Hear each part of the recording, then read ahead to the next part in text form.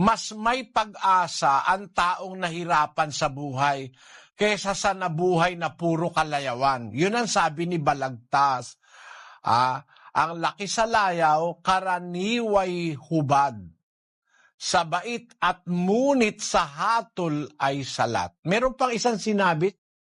Para ng halamang lumaki sa tubig, dahoy malalanta, munting di madilig. Ikinaluluoy ang sandaling init, gayon din ang pusong sa tuway maniig. Kita mo, napakagandang mga salawika ni Balagtas yan. Para ng halamang lumaki sa tubig, dahoy malalanta, munting di madilig. Ikinaluluoy ang sandaling init, gayon din ang pusong sa tuway maniig. Pag nakaniig ka, nakapirmi ka sa laging tuwa, laging kasaganaan, konting hirap lang, nagpapakamatay na ang tao.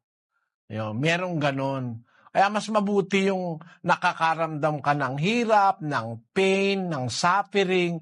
Kailangan yon para patibayin tayo, magkaroon tayo ng resistance sa mga dumarating na mga iba't ibang bagay sa buhay ng tao. Yun ang isang dahilan kung bakit ipinapahintulot ng Diyos na makaranas tayo ng physical at saka spiritual pain. Yung pain of the heart strengthens the heart.